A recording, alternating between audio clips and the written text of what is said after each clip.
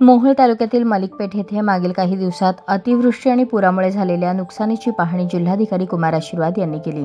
यावेळी मुख्य कार्यकारी अधिकारी कुलदीप जंगम, तहसीलदार सचिन मोळीक उपस्थित होते। जिल्हाधिकाऱ्यांनी पूरग्रस्त भागातील प्रत्यक्ष भेटीदरम्यान ज्या घरांमध्ये पाणी शिरले आहे, ज्यांचे नुकसान झाले आहे, अशा घरांना 2 दिवसात प्रत्येकी 10,000 रुपये थेट बँक खात्यात जमा करण्याचे निर्देश तहसीलदारांना दिले।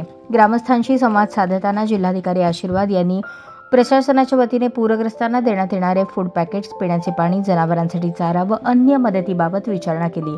ग्रामस्थांनी प्रशासनाकडून मदत मिळत असल्याचे सांगितले।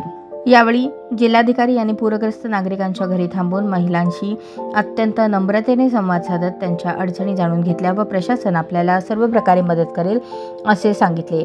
मलिकपेठ येथील पुलावर जाऊन त्यांनी पाण्याच्या पातळीची माहिती घेतली, तसेच झालेल्या नुकसानीचा आढावा तहसीलदारांकडून घेतला व स्थानिक प्रशासनाने अत्यंत दक्ष राहून सर्व पूरग्रस्तांना मदतीचे काटेकोर नियोजन करावे असेही त्यांनी सूचित केले।